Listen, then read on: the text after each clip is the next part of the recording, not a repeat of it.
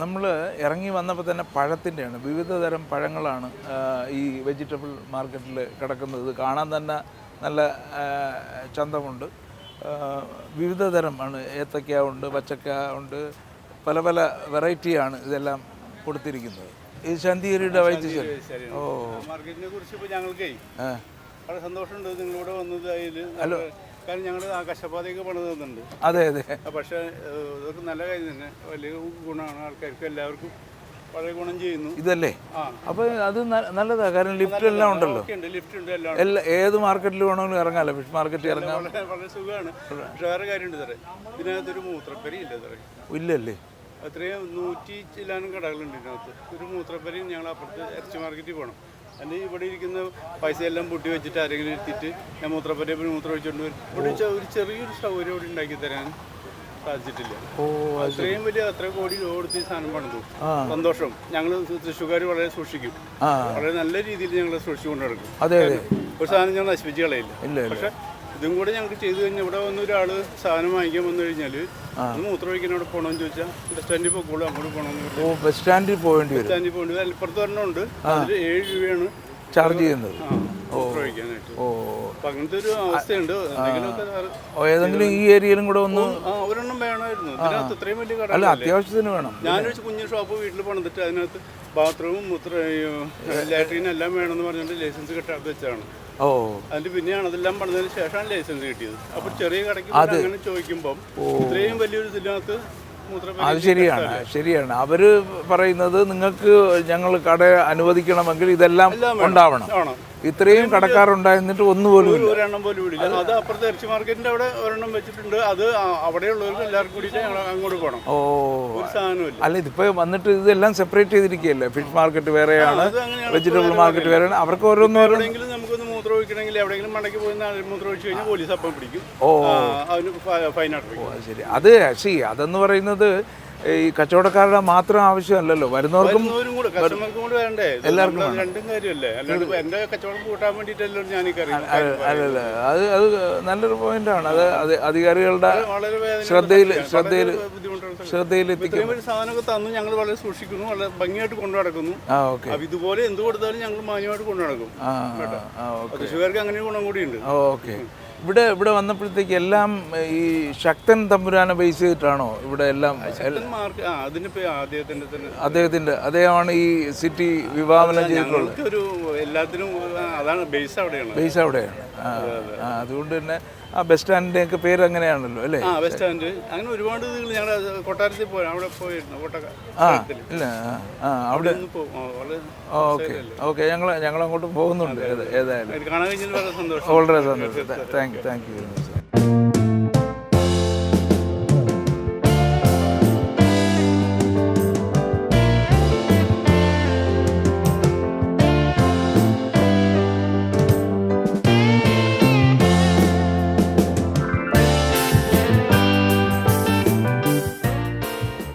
കന്യാകുമാരി മുതൽ കാസർഗോഡ് വരെ ഒരു യാത്ര പോവുകയാണ്.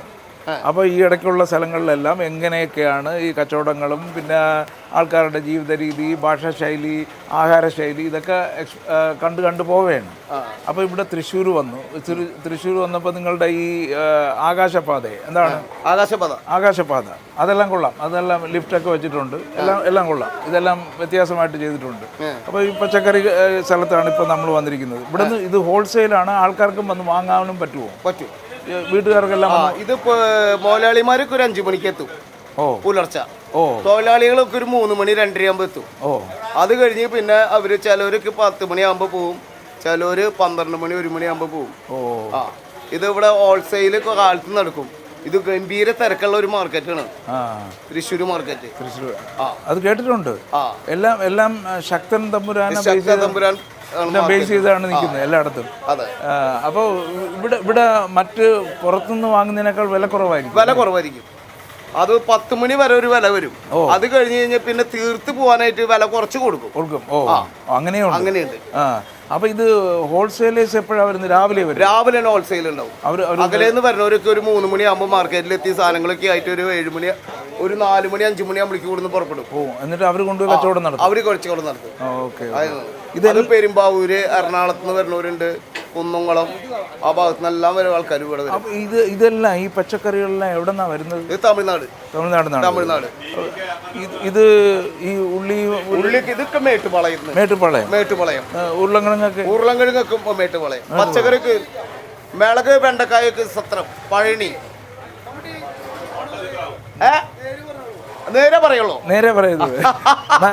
നമുക്ക് അപ്പൊ എന്തുകൊണ്ട് ഇവിടെ നിന്നുള്ള പച്ചക്കറികളൊന്നും വരുന്നില്ല? ഇവിടെ പച്ചക്കറികൾ വളരെ കുറവാണ് നമ്മുടെ കേരളത്തിൽ. വീട്ടുകാർ അവർക്ക് വേണ്ടി മാത്രമേ ഉണ്ടാക്കുന്നുള്ളൂ. അങ്ങനെ ഒരു മാസീവായിട്ടുള്ള ഒന്നും ആരും ചെയ്യുന്നില്ല. എന്താ പേരെന്താ? എഡിസൺ. ഏതായാലും ഈ പച്ചക്കറിയെ കുറിച്ചെല്ലാം പറഞ്ഞു തന്ന എഡിസൺ ആണ് കേട്ടോ.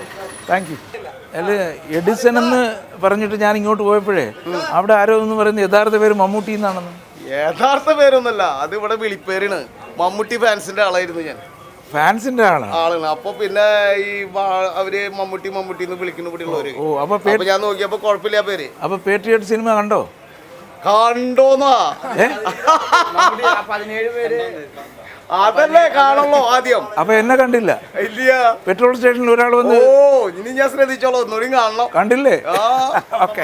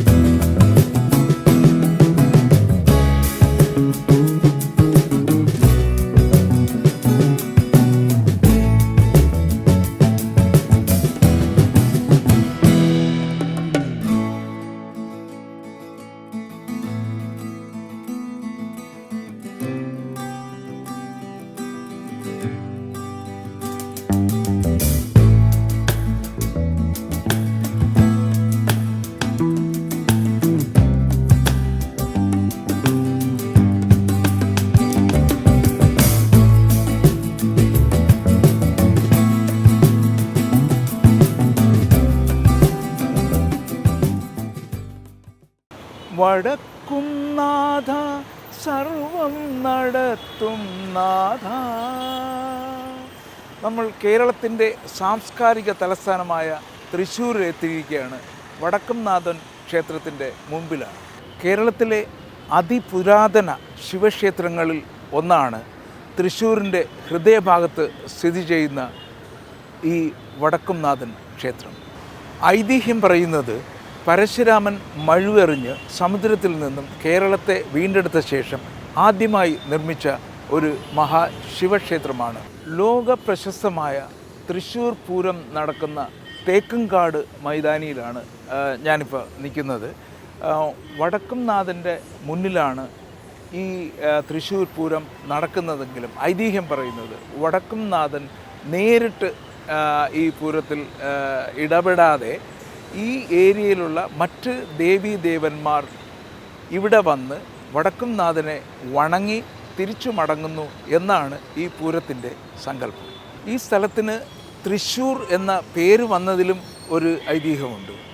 തൃശ്ശിവ പേരൂർ എന്നായിരുന്നു ഇതിൻ്റെ യഥാർത്ഥ നാമം.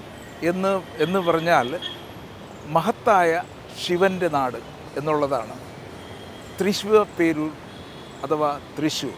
കേരളത്തിലെ വാസ്തുവിദ്യയുടെ ഉത്തമ ഉദാഹരണമാണ് ഈ ക്ഷേത്രം. ഇവിടുത്തെ നാലമ്പലവും കൂത്തമ്പലവും 4 ഗോപുരങ്ങളും വളരെ പ്രസിദ്ധമാണ്. ഒന്നാം രാഗം പാടി ഒന്നിനെ മാത്രം തേടി വന്നുവല്ലോ ഇന്നലെ നീ വടക്കും നാഥൻ്റെ മുന്നിൽ പാടുവതും രാഗമായി തേടുവതും രാഗമായി ദേവനുമനുരാഗിയാം അമ്പലപ്രാവേ. വടക്കുംനാഥം ക്ഷേത്രത്തിൽ വന്നപ്പോൾ വ്യത്യസ്തമായ ഒരു ബലം പറയുന്ന സ്ഥലം കണ്ടു. ഒന്ന് പക്ഷി ശാസ്ത്രവും ഒന്ന് എലിശാസ്ത്രവും.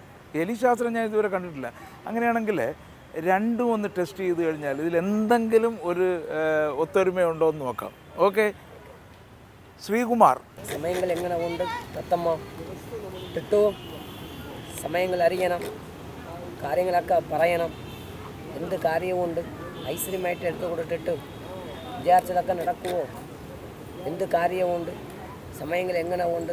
സത്യം നോക്കി എടുക്കട മീനാക്ഷി എടുത്തിരിക്കുന്ന വെച്ചിട്ട് കൊടുങ്ങുള്ള അമ്മ ദേവി ദൈവ അനുഗ്രഹമുള്ള ആളാണ്. പക്ഷെ മനസ്സുകൊണ്ട് തങ്ങൾ ആർക്കും നല്ലത് ചെയ്താലും പക്ഷെ അപശാനം കഴിക്കുന്നത് പരാജയം ദോഷപ്പേരാണ്. പക്ഷെ മനസ്സിനകത്ത് വഞ്ചന ചതവില്ല. നിങ്ങളുടെ മനസ്സ് എന്നും പാവമാണ്. കൊച്ചുപിള്ളേരുടെ മനസ്സാണ്. ആരെയും ചതിക്കണം, ആരെയും വഞ്ചിക്കണം, അടുത്തുള്ള സ്വത്തെ കൊണ്ട് അടിച്ച് പൊളിക്കണം, അങ്ങനെയുള്ള മനസ്സല്ല. എല്ലാവരും ജീവിക്കണം, നമ്മളും ജീവിക്കണം മാത്രമേ ഉള്ളൂ. ദൈവ അനുഗ്രഹമുള്ള ആളാണ്. അമ്പലം പള്ളിക്ക് അകത്ത് പോയി ദൈവത്തെ വിളിച്ചില്ലെങ്കിനാലും പ്രാർത്ഥിച്ചില്ലെങ്കിനാലും മനസ്സിൽ ദൈവത്തെ വിളിച്ചാൽ മതി, ദൈവം വിളിക്കാം. കൂടെ ഉള്ളവർക്കും നല്ലൊരു ആവണം, നല്ലൊരു മാറ്റങ്ങൾ ഉണ്ടാവണം, അവരും രക്ഷപ്പെടണം. അങ്ങനെയുള്ള മനസ്സ് മാത്രമേ നിൽക്കുള്ളൂ. അതുകൊണ്ട് അവരും നന്നാവും. ദോഷം ഉള്ളത്. നമ്മൾ തത്തയെ ഒരുപാട് സ്ഥലത്ത് കണ്ടിട്ടുണ്ട്. ഇവിടെ വന്നപ്പോൾ എലിശാസ്ത്രം ഏതായാലും ഒന്ന് ശ്രമിച്ചു കളയാം. ഓക്കെ, എലിശാസ്ത്രം നോക്കാം. എലിയടു. ശ്രീകുമാർ. മോനെ നോക്കിയെടുക്ക്. ശ്രീകുമാരുടെ ഭാഗ്യമുണ്ടോ? അതേ ഉള്ളു. അപ്പോൾ ശ്രീകുമാരുടെ പേരിൽ എടുത്തിരിക്കുന്ന പടം, കാണുന്ന പടം വരുവാണെങ്കിൽ പളനി മുരുകൻ. ഓക്കെ. മനസ്സ് വൈറ്റ്, മനസ്സ് ഓക്കെ വൈറ്റ്. ഓക്കെ. അപ്പോൾ വഞ്ചകമില്ലാത്തൊരു മനസ്സ്. ഓക്കെ. കുഞ്ഞു ഒന്ന്, നിങ്ങളുടെ മനസ്സ് ഒന്നാണ്. ഒരു ചെറിയ കുഞ്ഞു ഒന്ന്, നിങ്ങളുടെ മനസ്സ് ഒന്നാണ്. ഓക്കെ.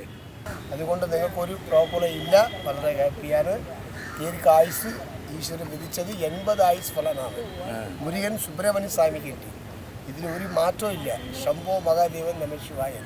ശിവന്റെ അനുഗ്രഹം എപ്പോഴും നിങ്ങൾക്ക് ഉണ്ടാവും.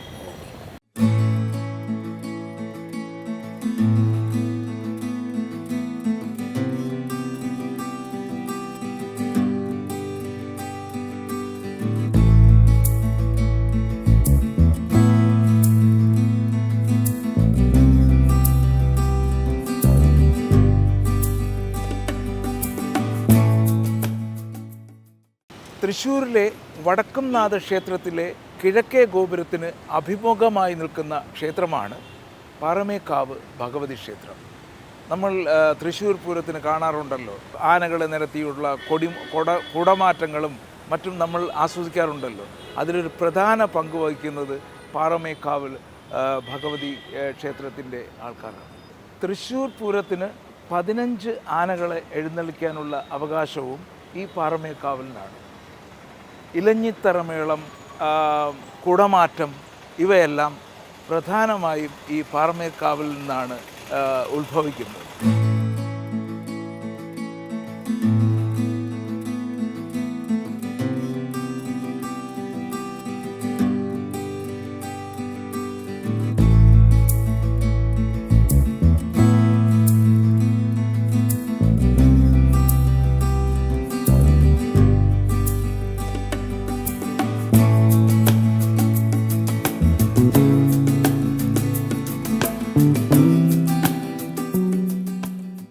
തൃശ്ശൂർ പൂരത്തിലെ പ്രധാന പങ്കാളികളിലൊന്നായ തിരുവമ്പാടി ക്ഷേത്രത്തിന് മുന്നിലാണ് നമ്മളിവിടെ നിൽക്കുന്നത്.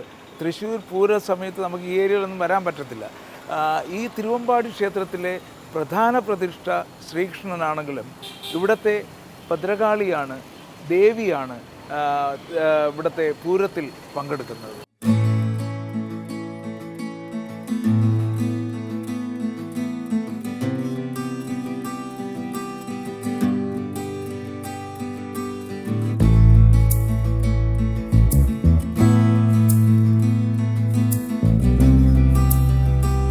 തൃശ്ശൂർ വരുമ്പോൾ നമുക്ക് തൃശ്ശൂർ പൂരമാണല്ലോ നമ്മളെ മനസ്സിൽ വരുന്നത്. അപ്പോൾ നമുക്ക് കാണാവുന്നത് 15 ആന ഇപ്പുറത്തും 15 ആന അപ്പുറത്തും ഒക്കെ നിൽക്കുന്ന നമ്മൾ കണ്ടിട്ടുണ്ട്. കുടമാറ്റങ്ങളും ഒക്കെ ഉണ്ടല്ലോ. എനിക്ക് ഏറ്റവും ഇൻട്രസ്റ്റ് ആയിട്ട് തോന്നിയത് പല സൈസ് വെറ്റിനറി ഹോസ്പിറ്റൽസും ട്രീറ്റ്മെൻറ്റ് സ്ഥലങ്ങളും നമ്മൾ കണ്ടിട്ടുണ്ട്.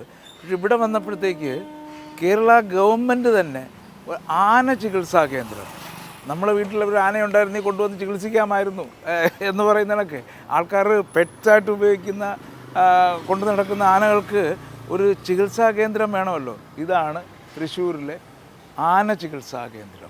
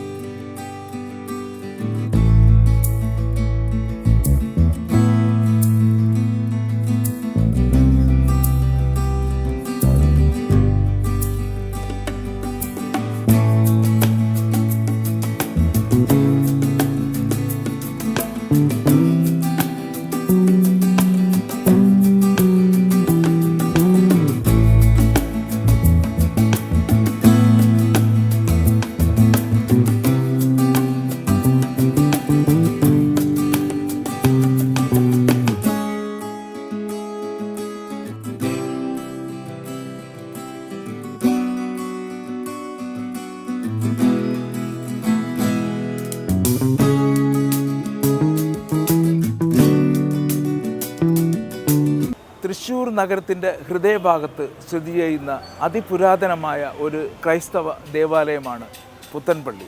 നമ്മളിത് കാണുമ്പോൾ തന്നെ അറിയാം, പല സിനിമകളും ഇതിൻ്റെ പശ്ചാത്തലത്തിലാണ് എടുത്തിട്ടുള്ളത്. അതുകൊണ്ട് ഈ പള്ളിയുടെ ഈ രൂപം നമ്മുടെ മനസ്സിൽ എന്നും നിൽക്കുന്നു. ഇതിൻ്റെ സ്ട്രക്ചർ നോക്കിയാൽ നമുക്കറിയാം ഇതൊരു വേറൊരു മോഡലാണ് ഉപയോഗിച്ചിരിക്കുന്നത്. ഇതിന് ഗോത്തിക് ശൈലി എന്നാണ് പറയപ്പെടുന്നത്. ഈ ശൈലിയിൽ നിർമ്മിച്ച പല പള്ളികളും നമ്മൾ കാണുന്നുണ്ടെങ്കിലും പുരാതനമായ ഒരു അതിപ്രശസ്തമായ ഒരു ദേവാലയമാണ് പുത്തൻപള്ളി. ഈ പുത്തൻപള്ളി ഏഷ്യയിലെ തന്നെ ഏറ്റവും ഉയരം കൂടിയ 3ാമത്തെ പള്ളിയാണ്. ഇതിൻ്റെ ഗോപുരങ്ങൾക്ക് 260 അടി ഉയരമുണ്ട്. അത് ഇന്ത്യയിലെ തന്നെ ഏറ്റവും ഉയരം കൂടിയ പള്ളികളിൽ ഒന്നാണിത്. മാത്രവുമല്ല ഇത് ഗോത്തിക് ശൈലിയിലാണ് ഉണ്ടാക്കിയിരിക്കുന്നത്. നമുക്കിപ്പോൾ തന്നെ കാണാവുന്നത്, നമ്മളിവിടെ വന്നിരിക്കുന്നത് ഉച്ച സമയത്താണ്. ഇപ്പോഴും ഇത്രയും ആൾക്കാരുണ്ട്. രാവിലെയും വൈകുന്നേരവും എപ്പോഴും ഇവിടെ ഇത്രയും ഭക്തജനങ്ങളെ കാണാൻ കഴിയുമെന്നുള്ളതാണ് മറ്റ് പള്ളികളിൽ നിന്നും ഈ പള്ളിയെ വ്യത്യസ്തമാക്കുന്നത്. ഈ പുത്തൻ പള്ളിയുടെ പുറകിലായി വന്നു കഴിഞ്ഞാൽ നമുക്ക് ഒരു ടവർ കാണാം. അതിൻ്റെ പേരാണ് ബൈബിൾ ടവർ. ഈ ബൈബിൾ ടവറിൽ അകത്ത് കയറി കഴിഞ്ഞാൽ യേശുക്രിസ്തുവിൻ്റെ ജീവിതത്തെക്കുറിച്ചുള്ള ചിത്രങ്ങളും ശില്പങ്ങളും ആലേഖനം ചെയ്തിട്ടുണ്ട്.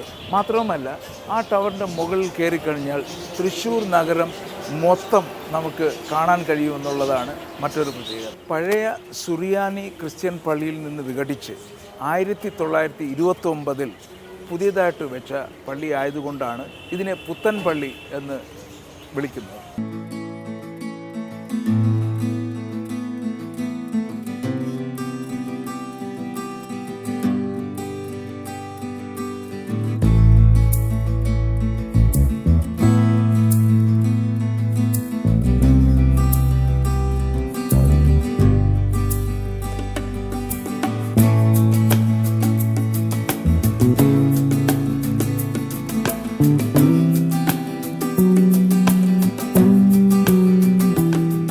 നമ്മളിപ്പോൾ നിൽക്കുന്നത് തൃശ്ശൂരിലെ ശക്തൻ തമ്പുരാൻ്റെ കൊട്ടാരത്തിന് മുൻപിലാണ്.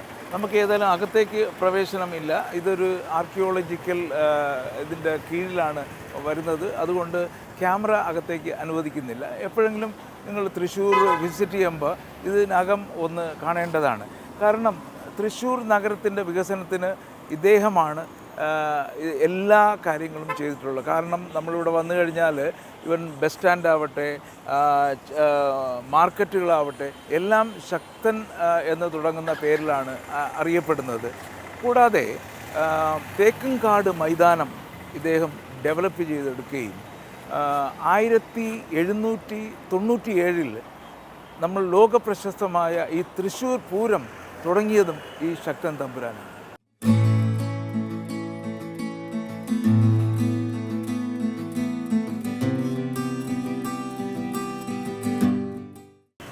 ഞങ്ങൾ തൃശ്ശൂർ വന്നപ്പോൾ മനസ്സിലായ മറ്റൊരു കാര്യമുണ്ട്. തൃശ്ശൂർ എന്ന് പറയുന്നത് നമുക്കിങ്ങനെ ഒരു ട്രാവൽ വ്ളോഗിലൂടെയൊന്നും പറഞ്ഞു തീർക്കാൻ പറ്റുന്ന ഒരു സ്ഥലമല്ല. നമുക്ക് ഓരോരുത്തരും ഇവിടെ വന്ന് അതിൻ്റെ ഒരു പ്രത്യേക സൗന്ദര്യം ആസ്വദിക്കേണ്ടതാണ്. ഇവിടുത്തെ ആൾക്കാരുടെ ജീവിതശൈലിയും ആൾക്കാരുടെ കലയോടുള്ള അഭിനിവേശവും ഒന്ന് അറിയേണ്ടത് തന്നെയാണ്. പ്രത്യേകിച്ച് മനസ്സിലാക്കിയത് കൂടുതലും അമ്പലങ്ങളാണ്. നല്ല പ്രശസ്തമായ അമ്പലങ്ങളെല്ലാം ഈ തൃശ്ശൂരാണ് നിലകൊള്ളുന്നത്. ഞങ്ങൾ ഏതായാലും തൃശ്ശൂരിൻ്റെ മൊത്തം പാർട്ട് കവർ ചെയ്യാൻ കഴിഞ്ഞിട്ടില്ല. അടുത്ത എപ്പിസോഡിൽ ഞങ്ങൾ തൃശ്ശൂരിൻ്റെ മറ്റ് ഭാഗങ്ങളിലേക്ക്, ഗുരുവായൂർ തുടങ്ങിയ ഭാഗങ്ങളിലേക്ക് പോകാനാണ് താല്പര്യപ്പെടുന്നത്. ഇവിടെ വന്ന് ഏതായാലും ഇതൊന്ന് അനുഭവിച്ച് ഇവിടുത്തെ ആൾക്കാരുമായിട്ടൊക്കെ ഇടപെട്ട് ഇവിടുത്തെ ചരിത്രം മനസ്സിലാക്കി ഈ ചെറിയ ചെറിയ കലാരൂപങ്ങൾ ഉൾപ്പെടെ ഉള്ള കാര്യങ്ങൾ മനസ്സിലാക്കേണ്ടതാണ്. കാരണം ഒരുപാട് കലാരൂപങ്ങൾ ഇവിടെ നിന്നാണ് തുടങ്ങിയത് എന്നുള്ളതാണ് ഇതിൻ്റെ മറ്റൊരു പ്രത്യേകത. ഏതായാലും തൃശ്ശൂരിലെ ഇന്നത്തെ എപ്പിസോഡ് ഇവിടെ അവസാനിക്കുകയാണ്. വീണ്ടും അടുത്ത ആഴ്ച കേരളത്തിൻ്റെ മറ്റൊരു ഭാഗത്തിൻ്റെ മനോഹര കാഴ്ചകളിലേക്ക് കാണും വരെ നന്ദി, നമസ്കാരം.